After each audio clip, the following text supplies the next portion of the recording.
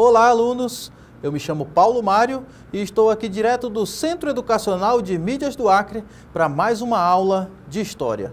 O tema da nossa formação geral básica de hoje é Consequências do Racismo na Atualidade Brasileira.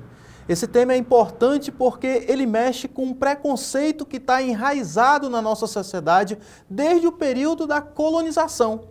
Quando os portugueses chegaram no nosso território, o Brasil foi colonizado por Portugal. Quando os portugueses chegaram no nosso território, houve o tráfico negreiro de escravos da África para o continente americano e, consequentemente, também para o Brasil, para trabalhar na lavoura de cana-de-açúcar e em serviços domésticos, em serviços diversos. E se enraizou na nossa sociedade essa cultura racista que ficou após a abolição da escravidão. Então é dentro desse contexto que nós vamos tratar do racismo. Que consequências ele deixou para a nossa sociedade? Vamos ao nosso slide? Aqui está o tema, consequência do racismo na atualidade brasileira. 3 perguntas vão nortear nossa aula. Como e em quais circunstâncias o racismo acontece? Como ele se apresenta no dia a dia das pessoas negras? Como o racismo contribui para o aprofundamento da desigualdade entre brancos e negros? Antes de iniciar o assunto, eu trouxe alguns dados importantes apontados pelo IBGE. Vamos ao primeiro. 54,9% da população brasileira é formada por negros e pardos. Esse é o primeiro dado. Segundo dado, segundo o IBGE, por exemplo, eles são a maioria dos desempregados. A cada 3, 2 são negros ou pardos. Então, a cada 3 desempregados, 2 são negros ou pardos. É o que aponta o segundo dado do IBGE. Terceiro dado, também são os que mais sofrem com a violência. De cada 100 pessoas assassinadas no Brasil, 71 são negras. Quarto dado, um cidadão negro tem 23,5% mais chances de ser assassinado que uma pessoa não negra. Isso já descontado o efeito da idade, escolaridade, estado civil ou bairro de residência. Quinto dado, os negros também recebem menores salários e são minoria nos bancos das universidades. Outro dado, já as mulheres negras, entre outros dados, sofrem mais violência obstétrica e são maioria entre as vítimas de feminicídio. Então, esses dados ajudam a gente a contextualizar esse assunto e ver, analisar como a sociedade sofre essa consequência do racismo em todas as esferas. 51% da população do Brasil é negra e a outra metade tem o dobro de oportunidades. Mas antes de continuar o nosso assunto, vamos relembrar o conceito de racismo. O que é o racismo? Racismo é a tendência do pensamento ou do modo de pensar em que se dá grande importância à noção da existência de raças humanas distintas e superiores umas das outras. Esse é o conceito de racismo. É importante a gente relembrar o conceito, que é porque é o assunto que nós estamos vendo, então a gente volta e meia vai estar relacionando a esse conceito. O que leva o racismo? Primeiro de tudo, a cor da pele, o tipo de cabelo, o tamanho dos lábios, diferentes culturas, diferentes religiões e, consequentemente, diferentes costumes. Normalmente, o racismo é o pensamento de superioridade perante todas as outras raças. Aqui está o principal conceito de racismo. Vou repetir. Normalmente, o racismo é o pensamento de superioridade perante todas as outras raças. A partir do momento em que você se acha superior às outras pessoas, você passa a achar que tem mais direitos sobre elas. E isso acontece em todas as esferas da sociedade. Na religião, em casa, na família, no trabalho principalmente. As mulheres vítimas de feminicídio. Feminicídio, aliás, já foi tema de aulas nossas passadas aqui. E isso é importante ser colocado como dado, um dado altíssimo, relevante e importante dentro desse contexto. Continuando. Vamos agora apontar as consequências do racismo. Agora chegamos ao coração da nossa aula. As consequências do racismo podem levar à exclusão das pessoas mais desfavorecidas, obrigando-as a fazer coisas desumanas. São submetidas à escravidão, à humilhação diante de outras pessoas, e isso causa perturbações mentais que, por vezes, levam as pessoas a cometer suicídio. Vamos agora à primeira consequência social e econômica, que está voltada para o mercado de trabalho e geração de emprego e renda. A população negra ocupa posições mais precárias e com piores indicadores de emprego e renda, sendo empurradas para o trabalho informal. Essa é a primeira consequência. Aqui eu tenho exemplos de trabalho informal, vendedores ambulantes, entregadores de qualquer tipo de produto, principalmente alimentação, iFood. São exemplos de trabalhos informais no Brasil, que têm crescido muito.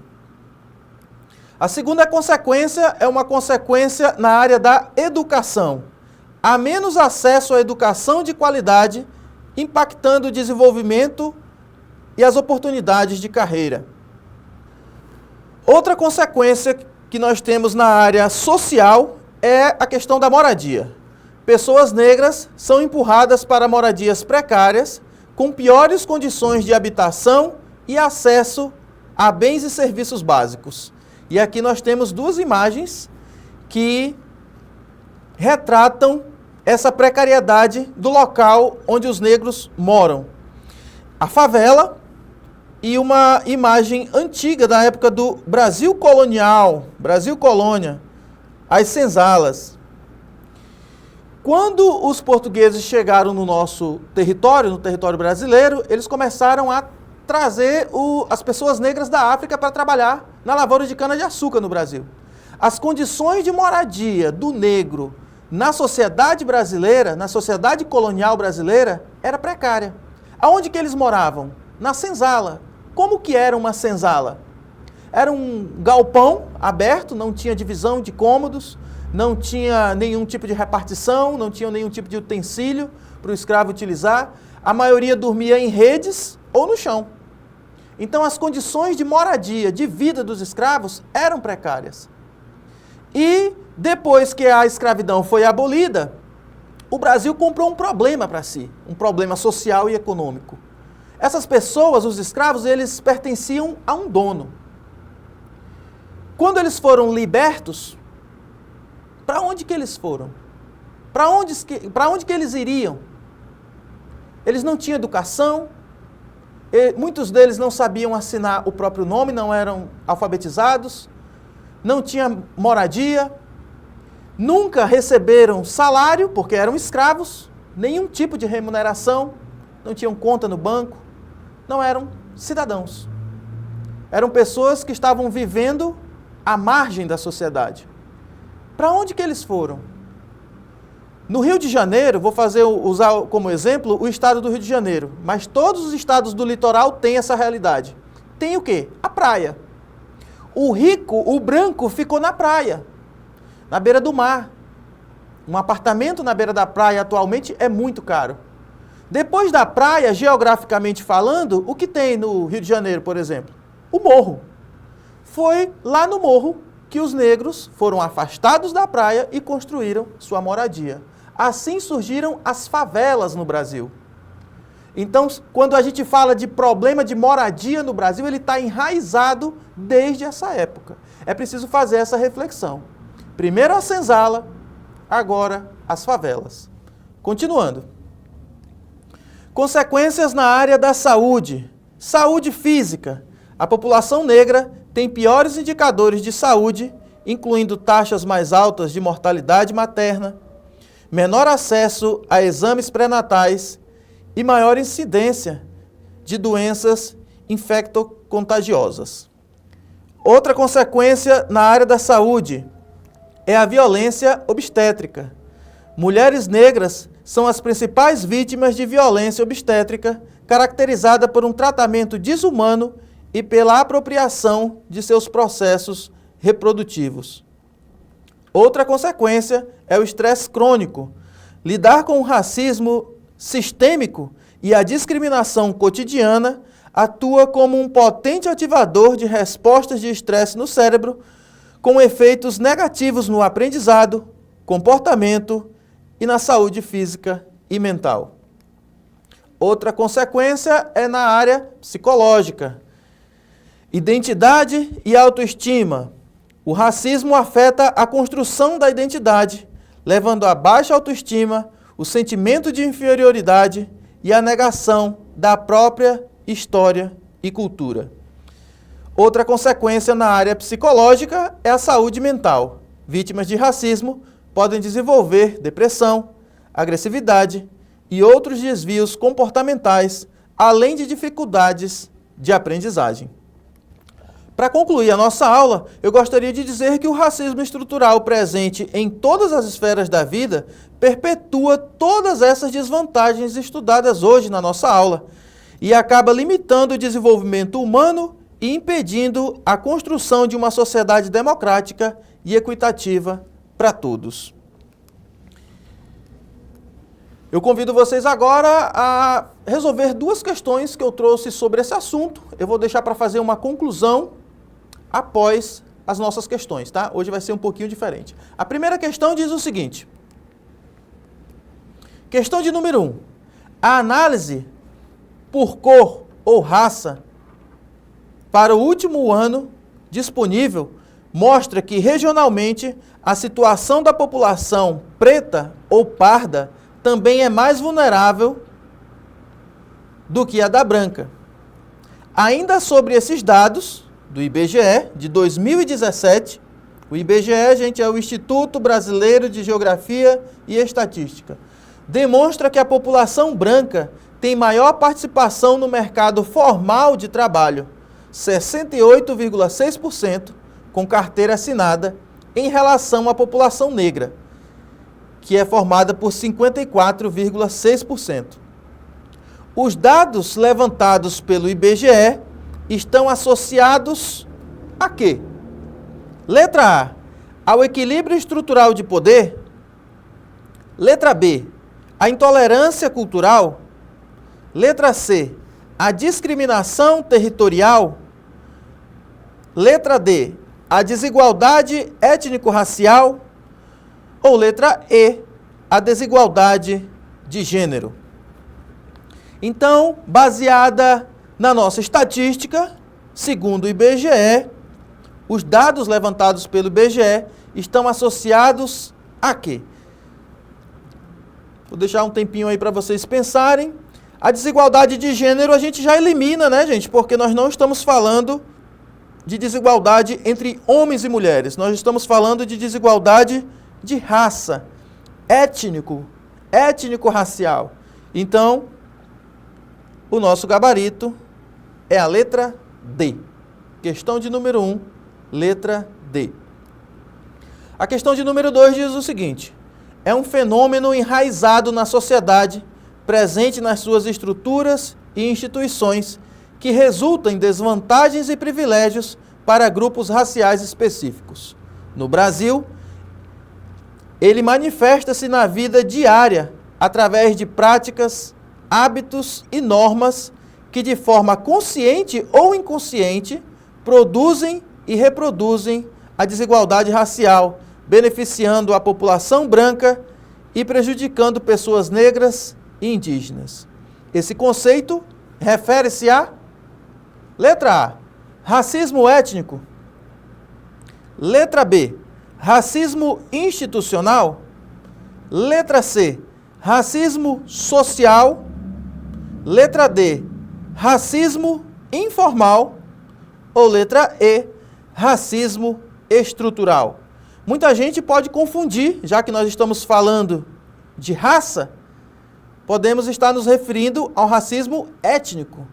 Mas nesse caso, nós estamos falando de instituições, de um preconceito caracterizado, enraizado nas estruturas e nas instituições. Eu vou sublinhar as duas palavras que entregam a nossa alternativa aqui, ó. Instituições e estruturas. Então, nós estamos falando de racismo estrutural. Está presente na estrutura social como um todo. A alternativa é E, é o nosso gabarito. Aqui está o nosso gabarito, questão de número 1, letra D, número 2, E. Um resumo da nossa aula, nós contextualizamos o assunto, o tema, né? Consequências do racismo na atualidade brasileira. Trouxemos alguns dados gerais sobre o assunto. Relembramos o conceito do que é racismo, pontos que levam ao racismo, consequências do racismo como emprego, educação, moradia, saúde e violência física e psicológica. Essas são as principais consequências do racismo na atualidade brasileira. Essas são as referências da nossa aula. Para fazer a conclusão que eu prometi para vocês, eu gostaria de deixar essa imagem aqui para a gente fazer uma reflexão. Olha só essas frases. Você vai se dar bem com os gringos. Mulata do tipo exportação. São frases geralmente comuns no meio, na sociedade. E são ditas como se fosse normal. Às vezes é preciso a gente ter cuidado com o que a gente fala, porque nós podemos estar praticando o racismo de forma inconsciente. Outra frase, quando as pessoas estão procurando um emprego, ou estão numa entrevista de emprego, geralmente se pratica determinado preconceito. Não só pela cor da pessoa, mas pelo cabelo, por uma tatuagem. Para ser um advogado, tem que cortar esse cabelo. E a terceira fotografia aqui diz o seguinte: você é uma negra bonita porque tem o nariz fino. Ou seja, está caracterizando a pessoa pelo adereço corporal que pode ou não estar de acordo com as normas que a sociedade impõe. Portanto, falar de racismo é importante porque ele é um problema estrutural que afeta todas as esferas da sociedade, gerando ainda mais desigualdade. A discussão aberta e honesta sobre o tema é essencial para a gente construir uma sociedade mais justa e igualitária. Esse assunto é importante. Você que é estudante, que frequenta determinados espaços sociais, seja na sua casa, na família, os vizinhos, na igreja, na escola principalmente, é preciso estar atento a esse assunto. Geralmente a forma que nós pensamos passa para nossas ações. A gente acaba agindo de uma forma preconceituosa, até quando a gente nem quer, nem é a nossa intenção. Mas se torna tão banal, tão comum no dia a dia, que a gente acaba praticando. Boa reflexão para vocês. Eu espero que vocês tenham gostado da aula e até a próxima. Tchau!